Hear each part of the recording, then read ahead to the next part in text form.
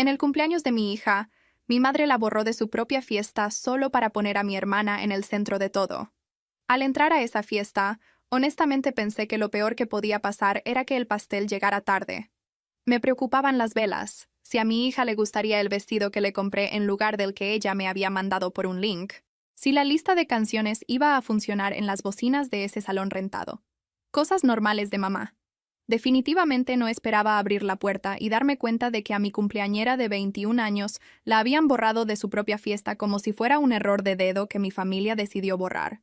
Yo había reservado ese salón semanas antes para mi hija, pero mi madre se puso necia con que quería ayudar con el montaje esa tarde, ya que yo todavía andaba recogiendo cosas de último minuto con mi hija.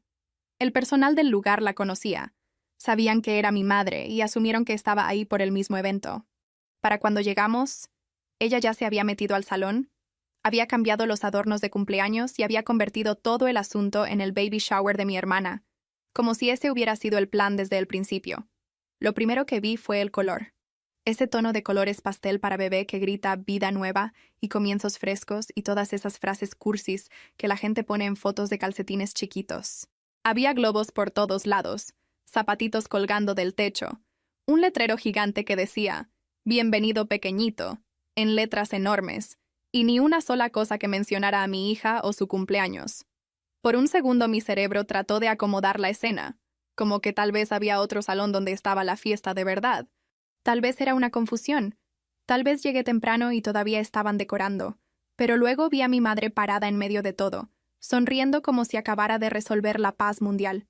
Mi hermana también estaba ahí, obvio, con la mano en su panza de muy embarazada, absorbiendo cada cumplido como si fuera luz del sol. La gente la abrazaba, le tocaba la panza sin preguntar, riéndose de lo rápido que pasa la vida y de lo bendecida que era nuestra familia. Mi hija estaba parada a un lado, junto a la puerta, agarrando la bolsita de regalo que armamos para sus amigos, esa que decía 21, con letras de brillo que pegamos en la mesa de la cocina la noche anterior. Parecía que alguien la había agarrado y la había soltado en la película equivocada. Nadie la estaba viendo. Nadie le estaba diciendo feliz cumpleaños. Todos le decían felicidades a mi hermana, dándole las gracias a mi madre por un shower tan bonito, preguntando para cuándo nacía el bebé. Mi madre me vio y me saludó con esa sonrisa brillante y ensayada que usa cuando sabe que alguien la está viendo. Caminó hacia mí como si todo esto fuera totalmente normal y dijo, «Qué bueno que llegaron. Las estábamos esperando». Como si yo llegara tarde a su show en lugar de estar viendo el cadáver del cumpleaños de mi hija.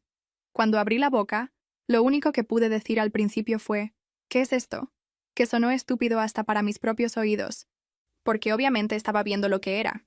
Mi madre ladeó la cabeza, toda inocente, y dijo, «El shower, ¿qué más? Todo se acomodó perfecto. Ni siquiera tuve que cambiar la fecha de la reservación. Es como si el universo lo hubiera querido así». Detrás de ella, pude ver cómo se le caía la cara a mi hija de una forma que se quedó grabada en mi cerebro para siempre. Se había maquillado para esto. Se peinó, cosa que casi nunca hace. Compró un vestido nuevo en oferta y me preguntó 3 veces si se veía bien. Yo le dije que sí todas las veces, porque así era. Se veía más que bien. Se veía como la versión de ella misma que casi nunca deja que el mundo vea. Y aquí estaba, invisible. Quería gritar. También quería arrancar cada globo pastel de la pared y poncharlos con mis propias manos. En lugar de eso, respiré hondo un aire que sabía a polvo y betún y dije, «¿Sabías que esta era su fiesta de cumpleaños? ¿Sabías que este salón estaba reservado para ella?» Mi madre se encogió de hombros, como si le hubiera preguntado si se acordó de traer hielo. «Hablamos de esto. Un bebé es una bendición.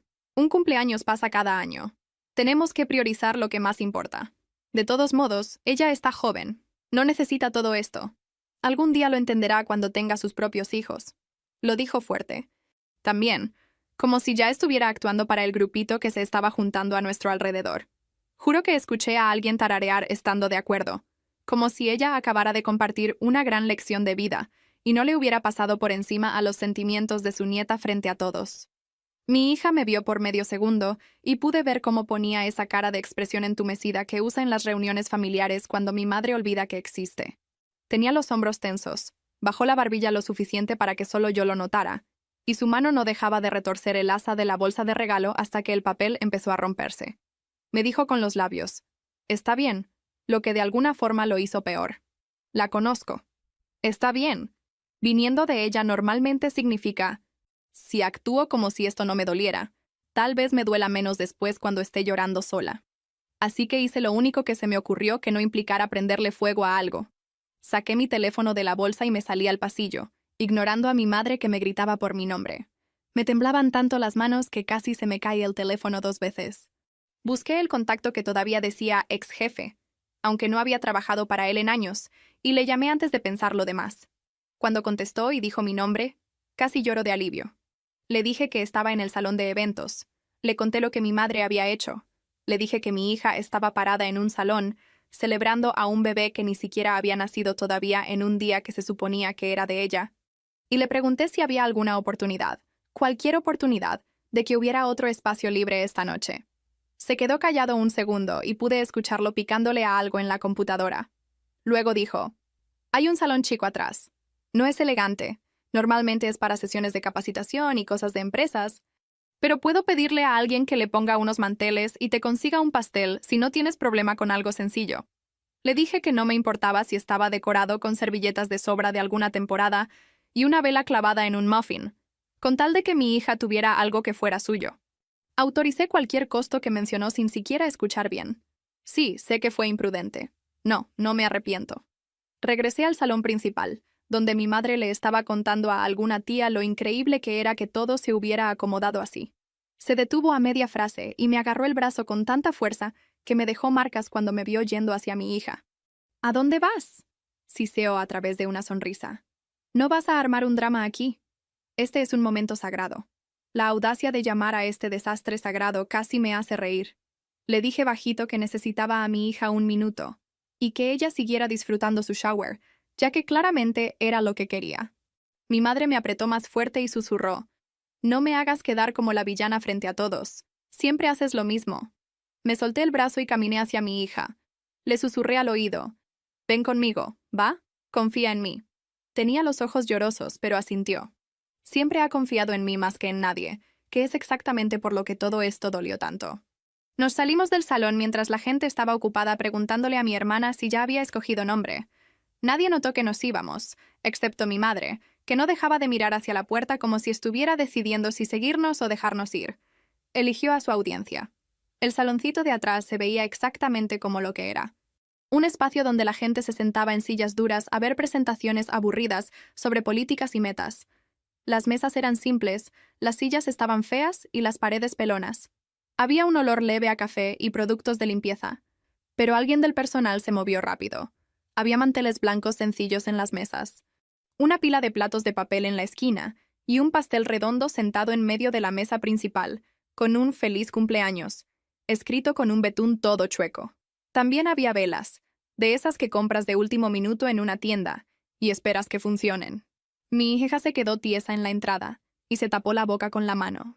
Por un segundo pensé que tal vez la había regado, que esto se sentiría como un premio de consolación triste, como comer sobras en la cocina mientras todos los demás tienen un banquete. Luego se volteó hacia mí con las lágrimas escurriéndole por la cara y dijo, «¿Hiciste esto por mí?». Quise decirle, «Claro, siempre», pero se me cerró la garganta. Solo asentí.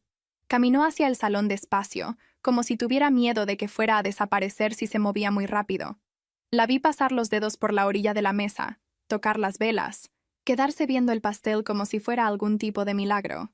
No era elegante, pero era suyo. Llamé a unas cuantas personas discretamente. Mi prima, que siempre ponía los ojos en blanco con los dramas de mi madre, mi amiga del trabajo que le caía bien a mi hija, un par de parientes que todavía se acordaban de que mi hija existía como una persona aparte y no solo como la hermana mayor.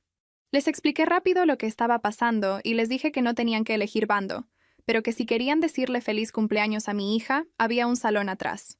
Unos vinieron, otros no. Los que vinieron traían sonrisas incómodas y chistes cortos y abrazos que duraron un poquito más de lo normal. Cantamos las mañanitas. Mi hija sopló las velas e hizo un deseo que no me quiso decir, pero me lo imagino. Me paré detrás de ella con las manos en sus hombros y traté de no llorar sobre su pelo. Obvio, mi madre se enteró. Siempre se entera. Entró al salón a la mitad del pastel. Miró las paredes pelonas y los platos que no combinaban. Y de alguna forma hizo que todo se tratara de ella. No se puso a llorar, ni pidió perdón, ni se vio ni tantito avergonzada. Se cruzó de brazos, levantó la barbilla y dijo, «¿Entonces esto es lo que vamos a hacer ahora? ¿Dividir a la familia?» Todos se quedaron callados. Los tenedores se quedaron a mitad del aire.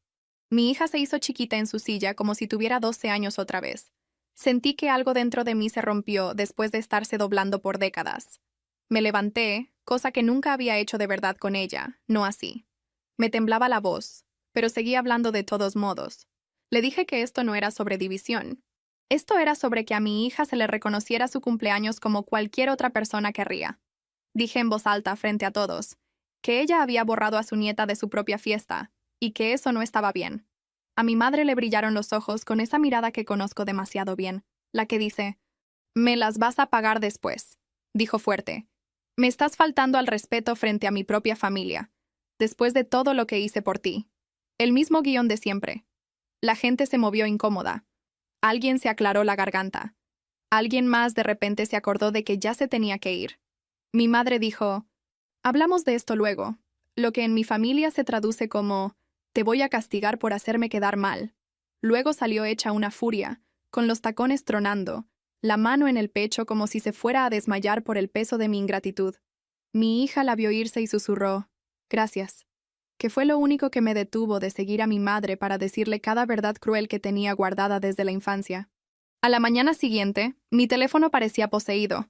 Docenas de mensajes en el grupo de la familia, mensajes privados de tías, primos, gente con la que casi ni hablo, todos vibrando con una indignación que según ellos yo me merecía.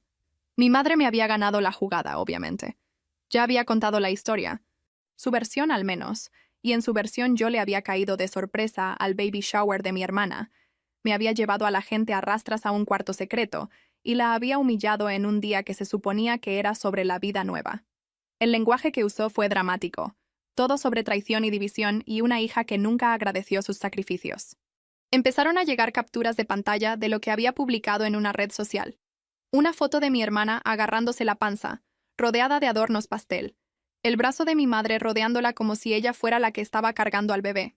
El pie de foto seguía y seguía sobre el amor incondicional, sobre que la familia lo es todo, sobre lo duro que había trabajado para hacer ese día especial, solo para que los celos y la amargura trataran de arruinarlo. No dijo mi nombre, pero no tenía que hacerlo. La gente en los comentarios decía cosas como, «Eres una madre tan fuerte, y no dejes que nadie te robe tu alegría, y tu hija ya entrará en razón tarde o temprano». Todos hablaban de mí sin saber ni la mitad de la historia.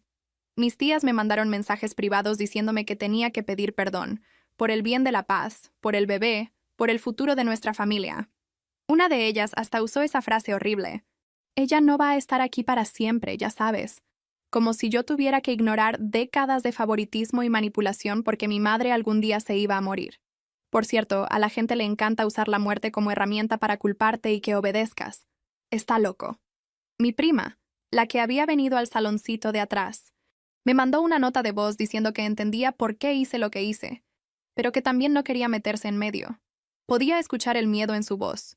Mi madre sabe exactamente cómo hacer que la gente tenga miedo de que la saquen de su versión de familia. A los pocos días le mandé un mensaje largo a mi ex jefe dándole las gracias por salvar esa noche. Me contestó que en todos sus años manejando ese salón de eventos, había visto a demasiadas familias arruinar celebraciones por el ego, y que le daba gusto haber podido ayudar a arreglar una cosa. Ese pequeño gesto de alguien que apenas nos conocía significó más que 100 disculpas a medias de gente que debió haber protegido a mi hija en primer lugar. Incluso mi hermana me mandó un mensaje. Era largo y extrañamente neutral, lleno de frases como, «Yo no sabía de tus planes, pensé que solo era una reunión familiar, y yo no quería lastimar a tu hija, y espero que podamos superar esto por el bien del bebé». Nunca admitió de verdad que sabía la fecha, la reservación, el hecho de que mi hija debía ser celebrada esa noche. Era lo suficientemente vago para que pudiera zafarse de la responsabilidad si alguien le enseñaba el mensaje a mi madre. Mi hija lo leyó por encima de mi hombro y dijo, «Le tiene miedo», lo cual era cierto, pero también me dio coraje. Tener miedo no justifica pasarle por encima a los demás para estar cómoda. Fui a trabajar ese día agotada. Casi no había dormido. Mi hija se había quedado ronca de tanto llorar en su cuarto, y yo me había sentado en el piso afuera de su puerta, sintiéndome inútil. En mi escritorio me empezaron a arder los ojos de inmediato por la pantalla y sentía el estómago como si me hubiera tragado un puñado de piedras. Pensé que al menos podría escaparme unas horas en tareas aburridas y chismes de oficina, pero mi madre tenía otros planes. Cerca de media mañana, mi jefa me llamó a su oficina con esa cara de cuidado que pone la gente cuando va a decir algo raro y no sabe cómo vas a reaccionar. Dijo: recibí una llamada de tu madre esta mañana. Todo el cuerpo se me puso frío. Literalmente sentí que me sudaron las palmas de las manos al instante. Al parecer, mi madre había decidido que si no podía controlarme en el grupo de la familia, iba a intentar con lo siguiente: mi sueldo. Había llamado a mi trabajo, le dijo a mi jefa que estaba preocupada por mi estado emocional después de un conflicto familiar serio, y sugirió que tal vez necesitaba tiempo libre porque no era yo misma, y tal vez no era seguro que estuviera con clientes. Podía sentir el pulso hasta en los dientes. Mi jefa se veía incómoda y dijo que sabía que no era asunto suyo, pero cuando un padre llama sonando asustado, tenía que al menos checar. Expliqué con la voz más tranquila que pude que mi madre estaba usando la preocupación como un arma y que estaba bien para trabajar. Me di cuenta de que mi jefa me creyó, pero el hecho de que la llamada hubiera pasado me hizo sentir violada. No paró ahí. La universidad de mi hija se puso en contacto un par de días después. Al parecer, mi madre también les había llamado. Dejó un mensaje dramático con un consejero sobre que su nieta estaba en medio de una situación tóxica en casa y portándose mal, por mi culpa. A mi hija la jaló después de clase un asesor con buena intención que le preguntó si todo estaba bien en casa, si se sentía segura, si necesitaba recursos. Mi hija se quería tragar la tierra.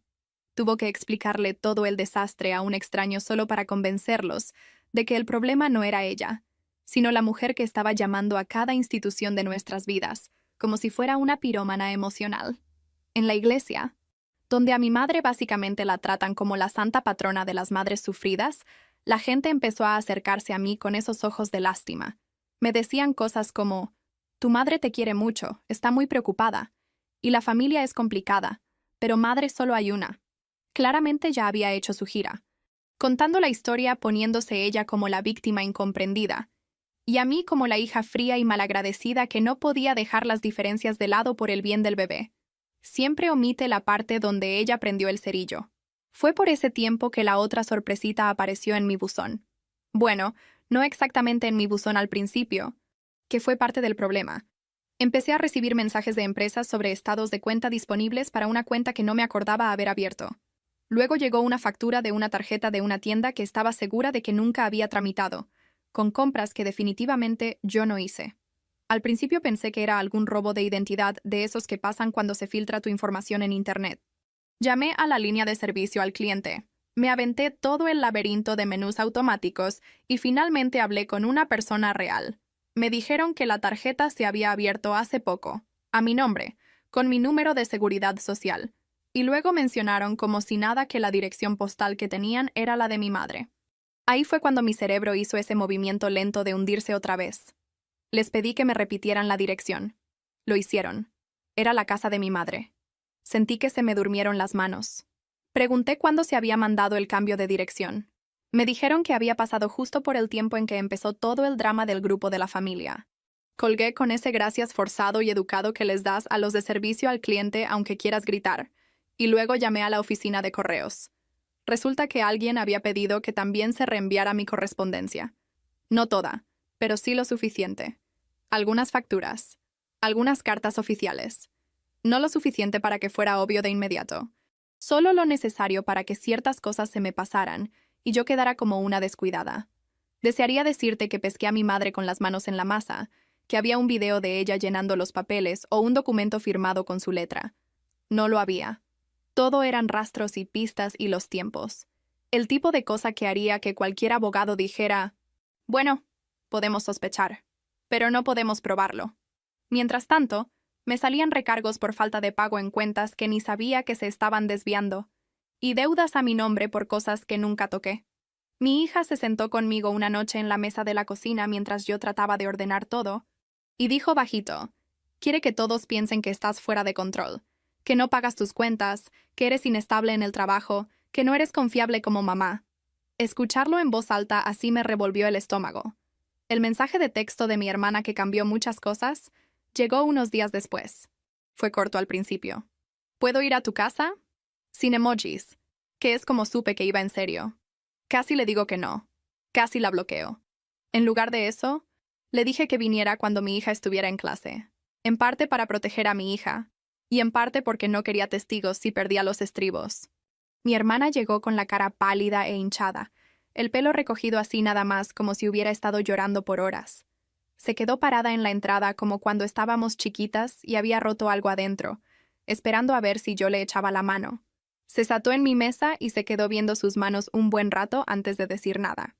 Luego finalmente dijo, «Mamá sabía». Solo esas 2 palabras, como una confesión que había ensayado en su cabeza toda la noche. Dijo que mi madre sabía desde hacía meses que el salón estaba reservado para el cumpleaños de mi hija, que había visto el correo de la reservación, que hasta había hablado de tal vez hacer algo juntas, y luego silenciosamente movió sus planes para quedarse con toda la fecha. Mi hermana admitió que cuando mi madre sugirió hacer el shower esa misma noche, ella dudó como por medio segundo, y luego dijo que sí, porque, y aquí fue donde se quebró un poco, por una vez yo iba a ser el centro. Habló de crecer en la misma casa, pero en un universo completamente diferente. Dijo que mi madre siempre hablaba de ella como la bendición, el milagro, la que la salvó de la soledad, mientras que yo era la que la hizo madre antes de que estuviera lista.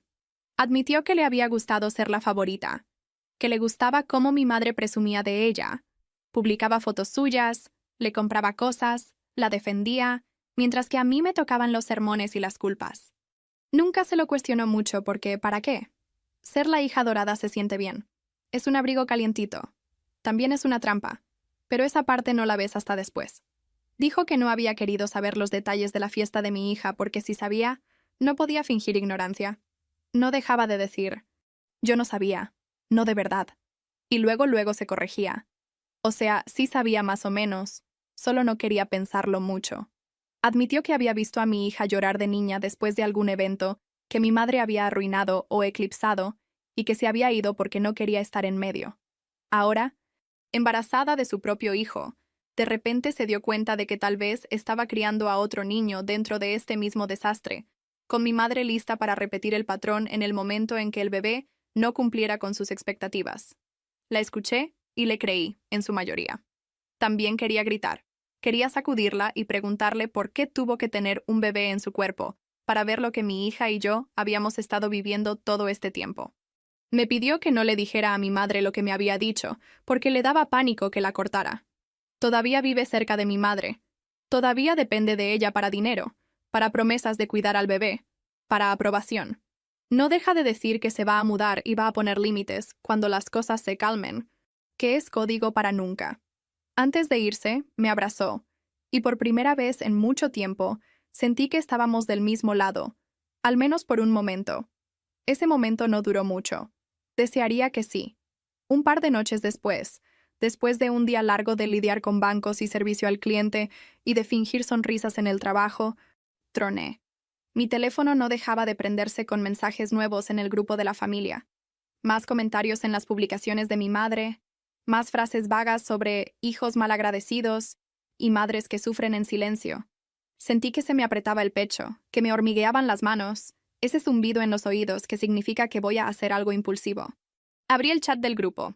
Respiré profundo y escribí un mensaje que era demasiado largo para ser sano. Solté todo. Escribí sobre el cumpleaños de mi hija. Escribí sobre la reservación, los adornos, cómo mi madre había borrado a mi hija de su propia celebración. Mencioné el saloncito de atrás, el pastel, el hecho de que algunos de ellos habían estado ahí y sabían exactamente qué había pasado.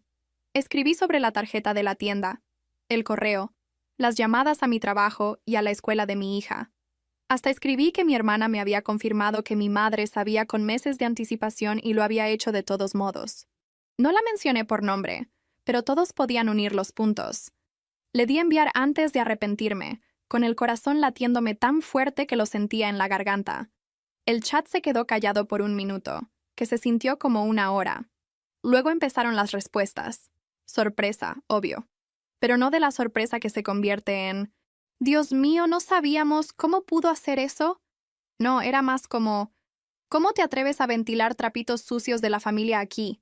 Y este no es el lugar para hablar de esto». Y no deberías meter a tu hermana en esto. Mi madre contestó con una nota de voz larguísima, donde lloraba fuerte para dar efecto. Hablaba de cómo había hecho lo mejor que pudo como madre, de cuánto se sacrificó, de cómo no podía creer que su propia hija la acusara de fraude y sabotaje. No tocó ni una sola cosa específica de las que dije. Tampoco lo negó. Solo lo ahogó todo en lágrimas y culpa.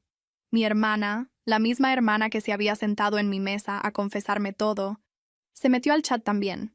Dijo que ella nunca dijo nada de eso, que yo estaba torciendo sus palabras, que no tenía idea de la reservación, que estaba destrozada de que la usaran como arma contra nuestra madre en su momento de alegría. Sentí que se me hundía el estómago al ver cómo me aventaba a los lobos para protegerse ella. Mi hija estaba sentada junto a mí leyendo cada mensaje, y pude ver cómo se le endurecía la cara en tiempo real. Esa fue la noche en que dejó de llamar a mi abuela por mucho tiempo. Uno por uno, mis parientes empezaron a mandarme esos mensajitos finales, que básicamente significan, me voy por el lado más seguro. Algunos me bloquearon de plano. Otros mandaron algo como, te quiero, pero no puedo ser parte de este drama. Lo cual es de risa, porque no tienen problema en ser parte del drama de mi madre siempre y cuando ella sea la que cuenta la historia. Mi madre le tomó capturas a mi mensaje largo y se las mandó por privado a varias personas como prueba de que yo estaba loca. Llamó al dueño del salón también. Trató de presionarlo para que dijera que él me había ofrecido el saloncito extra de la nada y que yo me había aferrado a armar un evento aparte. Él, afortunadamente, es de las pocas personas que no le tienen miedo. Me mandó un texto para avisarme que ella lo había intentado, lo cual le agradecí más de lo que él sabrá jamás. Después de esa explosión, el silencio de mi familia fue casi peor que los gritos, excepto por mi padre, que finalmente decidió aparecerse otra vez, como un fantasma que se acordó de que antes vivía aquí. Me llamó una tarde, con un tono extrañamente casual al principio, preguntando por el trabajo, por mi hija, como si tal vez pudiera fingir que las últimas décadas de distancia fueron una confusión. Luego dijo que había visto los mensajes, que mi madre estaba muy alterada, que las cosas habían llegado demasiado lejos. Dijo que quería darme un poco de contexto, como si el contexto fuera a hacer que algo de esto estuviera bien. Me dijo que cuando yo nací, mi madre quería otra cosa. No exactamente otro género, sino otra vida. Se sentía atrapada, dijo él, demasiado joven, demasiado abrumada. No estaba lista. Al parecer le había dicho más de una vez que desearía haber tenido un comienzo fresco después.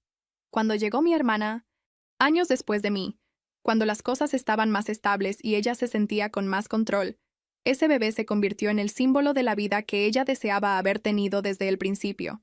Por eso, según él, mi hermana se volvió la favorita. Lo dijo como si fuera trágico pero entendible, como si eso convirtiera décadas de trato desigual en una especie de romance triste en lugar de lo que realmente era. Abuso. También me contó algo que yo no sabía sobre el día de mi graduación. Al parecer, cuando estaba en la prepa y fue mi ceremonia grande, mi madre llamó a la mitad de la familia esa mañana y les dijo que había una emergencia con mi hermana, que necesitaba su ayuda y que tal vez no llegarían a tiempo a la graduación. Dijo que él le había rogado que parara, que ella insistió en que mi hermana la necesitaba, que no era la gran cosa si unas cuantas personas faltaban a mi ceremonia. Unas cuantas se convirtieron en la mayoría.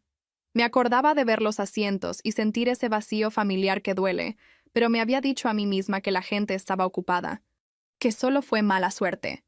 Escuchar que ella en realidad creó una crisis que compitiera por la atención ese día, me hizo sentir como si estuviera masticando vidrio.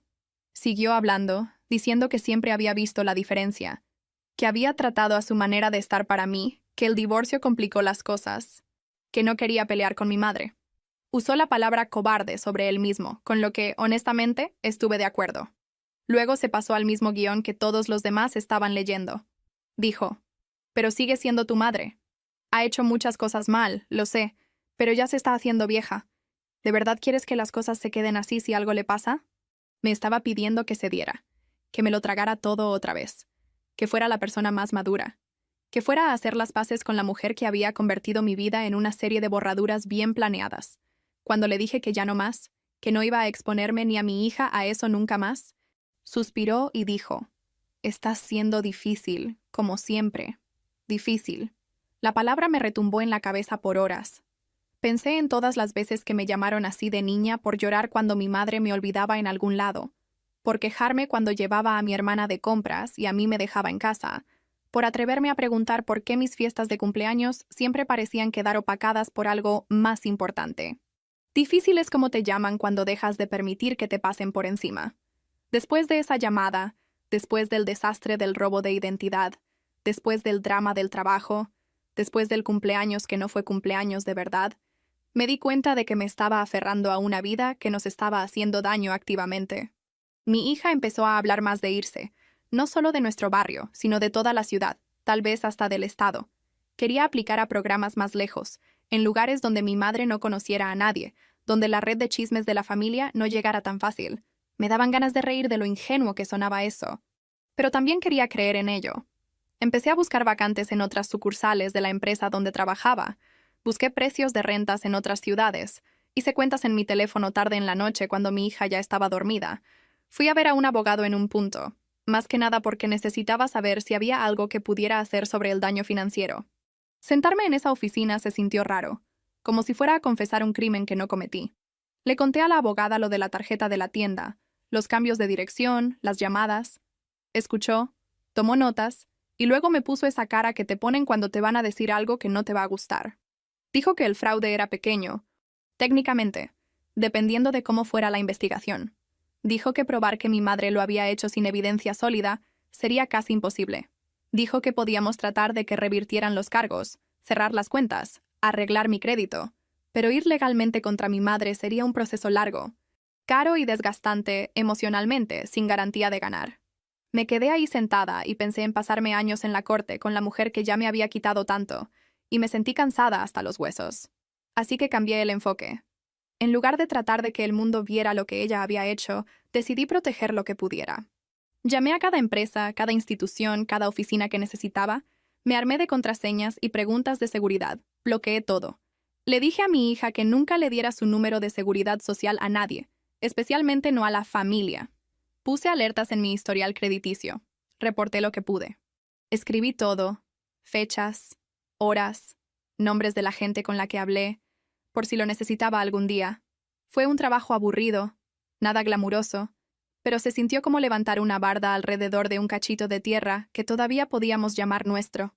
Me tomó como 4 meses, pero logré que cerraran las cuentas fraudulentas y que revirtieran la mayoría de los cargos. Mi crédito quedó golpeado, y tardará años en recuperarse por completo, y nadie podrá probar nunca en papel quién abrió esas cuentas en realidad.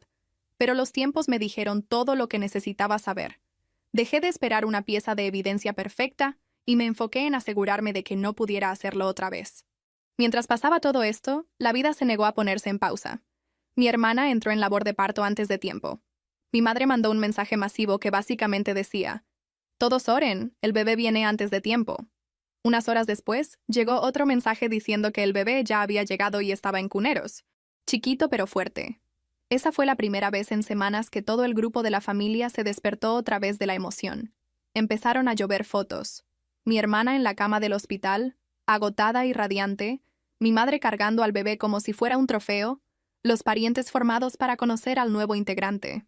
Mi hija y yo nos sentamos en el sillón y vimos todo pasar en nuestras pantallas, como si estuviéramos viendo un show al que no nos invitaron. En medio de la lluvia de mensajes, mi madre metió uno específicamente para mí. Decía: «Espero que estés feliz. Todo este estrés que causaste casi me quita a mi nieto».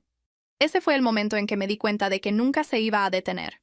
En su mente, ahora yo era la responsable de todo lo que saliera mal en esa familia. Si el bebé hubiera nacido tarde, habría sido mi culpa. Si mi hermana lloraba una vez durante el embarazo, habría sido mi culpa. Mandó ese texto sabiendo que yo lo cargaría como una piedra en el pecho si me dejaba. Apagué mi teléfono y le dije a mi hija que íbamos por un helado, porque necesitaba hacer algo normal antes de explotar. No nos invitaron a conocer al bebé, por cierto, ni en el hospital ni en la casa después. Mi madre publicó fotos de 4 generaciones juntas en internet, aunque yo obviamente faltaba en las fotos. En una de ellas, me di cuenta por el ángulo que yo había estado ahí originalmente, parada en la orilla del cuadro en algún evento viejo, y ella me había recortado para que pareciera que siempre habían sido ellos. Ese fue un coraje especial. Mi hija lo vio y dijo: «Está reescribiendo la historia». Tenía razón. Mi madre estaba construyendo un mundo donde apenas existíamos, y todos a su alrededor o le seguían la corriente o fingían no darse cuenta. Ahí fue cuando mi hija empezó a aplicar en serio a programas de transferencia y universidades en otros estados. Regó folletos por toda nuestra mesita de la cocina. Llenó aplicaciones tarde en la noche. Escribió ensayos sobre resiliencia y retos sin usar nunca la palabra abuela. Yo llené papeles para transferencias internas en mi trabajo, contactando a una sucursal en otra ciudad que tenía una vacante, aunque significara un puesto más bajo y menos sueldo. Empezamos a vender discretamente cosas que no necesitábamos, guardando dinero, haciendo planes. No se lo dijimos a nadie. No publicamos nada. Se sentía como construir una vida en secreto, lo cual es chistoso cuando piensas en lo fuerte que mi madre vivía todo en Internet. Unas semanas antes de que se supusiera que nos mudaríamos, mi hermana apareció otra vez. Esta vez traía al bebé con ella, amarrado en uno de esos portabebés que los hacen ver todavía más chiquitos de lo que son. Tenía ojeras, el pelo medio cepillado, esa cara que ponen los padres nuevos cuando se dan cuenta de que dormir ya es un lujo. Dijo que un pariente le había contado que nos íbamos y que no podía dejar que eso pasara sin decir algo. No llamó antes. Solo apareció, tocó y se quedó ahí en mi entrada con las lágrimas ya corriéndole por la cara. Nos sentamos en mi sala. El bebé dormía, haciendo esos ruiditos chillones de recién nacido que te jalan algo suave por dentro, sin importar cuánto trates de estar a la defensiva. Mi hermana lo cargaba como un escudo y lloraba. Dijo que finalmente entendía lo que significaba que tu hijo fuera el centro de tu mundo, y que la idea de que alguien le hiciera lo que mi madre me había hecho a mí y a mi hija la enfermaba. Admitió que se había dejado usar como arma contra nosotras por años porque era más fácil que salirse del círculo cálido del favoritismo. Dijo que lo sentía de verdad esta vez, no del tipo de perdón que dices porque te cacharon, sino del que te hace temblar todo el cuerpo. También dijo que no podía irse. Todavía no. Dependía de la ayuda de mi madre, del dinero extra, de que le cuidara al bebé como le había prometido, del techo que mi madre le mantenía cuando sus propias decisiones fallaban. Dijo que mi madre ya le había dicho que si nos elegía, se quedaría sola. No estaba lista para arriesgar eso. Escucharla decir eso en voz alta me dolió más de lo que esperaba. Lo entendía y lo odiaba al mismo tiempo. Me di cuenta de que no podía sacarla a rastras de esa casa ni de esa dinámica. Tenía que decidir salir por su cuenta, y tal vez nunca lo haría. Cargué al bebé una vez. Estaba liviano y calientito, y olía a esa mezcla de leche y cremita de bebé, y a algo imposiblemente nuevo. Vi su carita y pensé en mi abuela, mi madre, yo, mi hija, mi hermana, todas estas mujeres y un niñito enredados en esta red familiar. Quería algo mejor para él, pero también sabía que querer no es suficiente. Mi hermana se fue un rato después, abrazándolo fuerte, prometiendo llamar, visitar, mandar actualizaciones. La acompañé a la puerta y supe en mis entrañas que cualquier relación futura que tuviéramos iba a ser bajo mis términos esta vez, no los de mi madre. Mi hermana cumplió su promesa de una forma rara, a medias. Cada ciertos meses recibo una foto de él, normalmente con un texto corto como «pensando en ti» o «preguntó por su prima». Ni una palabra sobre nuestra madre, ni explicaciones, solo fotos de un niño creciendo en una casa que yo conocía. Las guardo en una carpeta en mi teléfono que no le enseño a nadie. Tal vez algún día él pregunte por mí y ella le diga la verdad. Tal vez no. Sea como sea, espero que pueda ser niño sin cargar el peso de nadie más. Mudarse no fue un escape mágico. Desearía decir que cruzar las fronteras del estado rompió el hechizo y despertamos curadas. En realidad, fue un desastre. La sucursal nueva de mi trabajo solo pudo ofrecerme un puesto más bajo. Lo acepté de todos modos. Empacamos nuestras vidas en un camión rentado, del tamaño chico, porque no me alcanzaba para el más grande. Mi hija se despidió de sus amigos, de un trabajo en una tiendita que más o menos le gustaba, de las calles que conocía. Manejamos horas a una ciudad que solo habíamos visto en fotos, y una visita rápida para mi entrevista. Nuestro departamento nuevo era más chico, más lejos de todo, con paredes delgadas y tuberías viejas. Pero era nuestro. Nuestro de una forma en que ningún espacio cerca de la casa de mi madre había sido jamás. Los primeros meses fueron duros. Trabajé turnos extra cuando la gente faltaba por enfermedad, aunque me doliera la espalda y sintiera los pies como si estuvieran en llamas. Mi hija trabajaba medio tiempo en una cafetería cerca de su campus. Llegaba a la casa oliendo a café y pan dulce. Comparábamos horarios al principio de cada semana solo para ver cuándo podíamos sentarnos juntas a una comida de verdad. A veces nuestras cenas eran solo sopa de lata y pan tostado, comidas en la barra entre sesiones de estudio y cargas de ropa. Fue agotador. También fue, y no puedo creer que lo esté diciendo, tranquilo de una forma rara. No había toque sorpresa en la puerta de mi madre. Nada de llegar sin avisar. No había el miedo constante de topármela en la tienda. Por un ratito sentí que de verdad podíamos desaparecer de su radar. Pasaron meses con solo unos cuantos mensajes sueltos de parientes. Empezamos a armar pequeñas rutinas. Sábados en la mañana en el parque. Domingos en la tarde lavando ropa y viendo alguna serie a medias mientras doblábamos. Mi hija hizo un par de amigos en el campus. Me aprendí los nombres de mis nuevos compañeros de trabajo. Era simple y ordinario y tan diferente de la montaña rusa emocional constante de mi vieja vida que casi no me lo creía. Luego, obvio, el Internet nos encontró otra vez. O más bien, mi madre lo usó para llegar a nuestra nueva vida. Mi hija llegó a la casa un día viéndose pálida y enojada de esa forma particular que significa que algo horrible pasó en línea. Me puso el teléfono en la cara y dijo, «Mira». Ahí estaba. Un perfil en una red social con su foto de perfil, sacada de algún evento familiar viejo. La biografía decía cosas como, «demasiado ocupada para la familia», pero no para las fiestas. Y las publicaciones eran frases feas y comentarios sobre nietos egoístas que abandonan a sus mayores. Unas cuantas publicaciones eran claramente sobre mí, sobre una madre que hizo todo y recibió una puñalada por la espalda, pero el perfil estaba a nombre de mi hija. Gente de su universidad lo había encontrado. Algunos pensaron que era broma, otros no. Una chava de su clase había comentado algo como, «Esto está súper mal. ¿Por qué dirías eso de tu abuela?» Mi hija tuvo que explicar que no era su cuenta, que alguien se estaba haciendo pasar por ella. Pensarías que eso sería obviamente creíble, pero a la gente le encanta el drama. Les encanta un villano en su círculo cercano. Unos cuantos le creyeron. Otros no. Sea como sea, el daño estaba hecho. La duda estaba en el aire.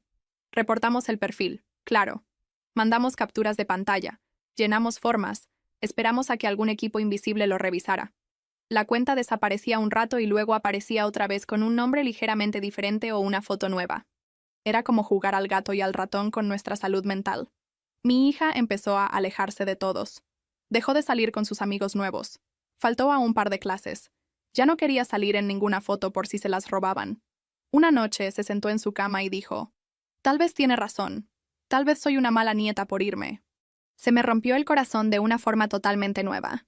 Eventualmente, después de meses de reportar y bloquear y tomar capturas, las cuentas dejaron de aparecer. Si mi madre se aburrió, le dio miedo o simplemente encontró una forma nueva de enterrar el cuchillo, probablemente nunca lo sabré. Solo sé que un día las publicaciones falsas se calmaron, y ese silencio se sintió como un respiro. Ahí fue el punto donde me di cuenta de que estábamos superadas emocionalmente. No podíamos solo aguantar esto como habíamos aguantado todo lo demás. Las dos estábamos cargando tanta vergüenza y coraje y confusión que se estaba pasando a todo lo demás. Así que buscamos a una terapeuta. Bueno, técnicamente mi hija la buscó. Preguntó en el campus, le dieron una recomendación y luego me puso los números en la mano diciendo, «Necesitamos esto. Las dos». Casi le digo que no podíamos pagarlo. Luego pensé en todo el dinero que me había gastado tratando de parchar el daño que mi madre seguía causando, y decidí que esto valía más que nada de eso. Como a los 8 meses de mudarnos, me topé con alguien del viejo barrio en el súper de nuestra nueva ciudad. Pura coincidencia, pésimo momento. Me reconoció de inmediato y se acercó sonriendo como si fuéramos grandes amigas. Y antes de que pudiera contestar a sus pláticas de cortesía, dijo que había oído sobre todo lo de tu mamá, y que debió ser muy difícil para mí. Lo decía con buena intención, me di cuenta, pero la forma en que lo dijo dejó claro que solo conocía la versión de mi madre. Le dije que se me hacía tarde, y me salí con el carrito a medio llenar, con las manos temblando mientras subía las bolsas a la cajuela. Me cayó el 20 de que incluso a cientos de kilómetros. La historia de mi madre sobre mí había aprendido a viajar. La terapia no fue un montaje de curación instantánea, obvio. Las primeras sesiones fueron incómodas. No estoy acostumbrada a hablar de mí frente a extraños sin hacer chistes o minimizar todo. Mi hija se sentaba junto a mí, cruzada de brazos, contestando preguntas con una sola palabra al principio. La terapeuta fue paciente. Preguntó por nuestra historia familiar, nuestros roles, nuestros patrones. Cuando describimos a mi madre, la forma en que siempre controlaba la historia, la forma en que usaba el amor y la culpa indistintamente, la forma en que se metía en nuestras vidas incluso cuando nos mudamos lejos. La terapeuta asintió como si ya hubiera escuchado todo esto de otras personas con otros nombres y en otras ciudades. En un punto me preguntó, ¿cómo se vería si tu madre nunca pidiera perdón, nunca cambiara, nunca admitiera nada, y tú aún así tuvieras que construir una vida que se sintiera tranquila? Odié esa pregunta. Yo quería la versión donde mi madre eventualmente tuviera alguna revelación, tal vez en una cama de hospital o en una crisis, y de repente se diera cuenta de cuánto me había lastimado. Quería alguna confesión grande, algún reconocimiento público. Quería que publicara en su amada red social y dijera, «Le mentí a mi hija». La terapeuta suavemente me dijo que eso era poco probable. Dijo que yo tenía que decidir si quería pasarme el resto de mi vida esperando algo que tal vez nunca llegaría o si quería empezar a construir algo dentro de mí que no dependiera de la aprobación de mi madre. Mi hija se abrió más también. Habló de cómo creció viéndome hacerme chiquita con mi madre, de cómo aprendió temprano que mantener la paz significaba dejar pasar las cosas. Admitió que a veces me tenía resentimiento por no haberme defendido antes, aunque ahora también entendía lo complicado que era todo. Escuchar eso dolió, pero era justo. Yo le había enseñado, sin querer, que el amor significaba tolerar lo que alguien te hiciera con tal de que fuera familia. Ahora le estaba pidiendo que lo desaprendiera al mismo tiempo que yo trataba de desaprenderlo yo misma. No salimos de terapia con un plan perfecto. De lo que salimos, poco a poco, después de meses, fue con una idea más clara de lo que podíamos controlar. Podíamos controlar cuánto contacto teníamos con mi madre. Podíamos controlar qué información le dábamos. Podíamos controlar si interactuábamos con sus publicaciones o mensajes. Podíamos decidir que no contestar no era lo mismo que perder. Podíamos construir rutinas y tradiciones que fueran solo nuestras, aunque no se vieran como las reuniones familiares grandes que a mi madre le gustaba publicar. Un año después de mudarnos, las cosas se veían diferentes. No perfectas, no curadas, pero diferentes. Mi hija terminó su primer año de universidad con calificaciones tan buenas que quedó en una lista de alumnos destacados. Consiguió una pasantía chica en lo que estudia, sin paga pero prometedora, y estaba emocionada de una forma que no le había visto en mucho tiempo. A mí me dieron un reconocimiento en el trabajo por un proyecto que saqué cuando alguien más falló. No fue nada del otro mundo, ni ascenso ni nada, pero mi jefa mandó un correo a todo el equipo felicitándome por mi trabajo. Suena tonto, pero ver mi nombre ahí pegado a algo bueno que no tenía nada que ver con mi madre, se sintió como recuperar una pieza nueva del rompecabezas de mí misma. Celebramos con comida para llevar y un pastel chiquito de una panadería cerca del departamento. Prendimos una vela, solo una, y deseamos días aburridos y estables. Mi hija se rió cuando dije eso. Dijo, «Eres la única persona que conozco que desea aburrimiento». Y tiene razón, sí. El aburrimiento me suena a seguridad ahora. Durante esa pequeña celebración, mi teléfono vibró en la mesa. Casi lo ignoro, pero la vista previa de la notificación me llamó la atención. Era una captura de pantalla de un primo. Mi madre había publicado algo otra vez. Lo abrí, aunque sabía que no debía. Era una foto vieja de la noche del desastre del cumpleaños, editada para que se viera suave y nostálgica. Mi madre y mi hermana, las dos sonriendo. A mi hermana apenas se le empezaba a notar la panza. El pie de foto hablaba de extrañar esos días, de su corazón roto por una familia que solía ser tan unida hasta que llegó la amargura. Los comentarios eran exactamente lo que te esperas. Gente diciéndole que era fuerte, que había hecho lo mejor que pudo, que tal vez algún día su hija regresaría. Algunos eran parientes en los que antes confiaba mis secretos. Otras eran señoras de la iglesia que me habían dicho en persona que entendían por qué me estaba dando espacio. Me quedé viendo la publicación un buen rato. Mi hija me vio la cara y preguntó bajito, ¿está muy gacho? Se la enseñé.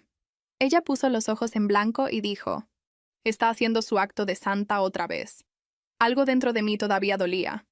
Esa versión de mí de 15 años que tanto había querido que mi madre publicara una foto, donde yo estuviera de verdad en el centro. Pero el dolor no se apoderó de mí como antes. Se quedó ahí junto a la parte de mí que sabía que mi madre nunca iba a decir la verdad. Y de alguna forma, por primera vez, esas dos partes podían existir al mismo tiempo sin partirme a la mitad. La llamada de mi padre sobre que mi madre estaba enferma llegó unas semanas después de eso. Fue tarde en la noche. Yo estaba lavando platos, con las manos en el agua con jabón, cuando mi teléfono empezó a vibrar. Me sequé una mano con una toalla y vi quién llamaba. Ver su nombre todavía me hace sentir como si tuviera 9 años, esperando a ver si de verdad va a aparecer esta vez. Dijo, hola. Hizo un par de preguntas superficiales y luego saltó directo a la razón de la llamada. Dijo que a mi madre le habían dado un diagnóstico.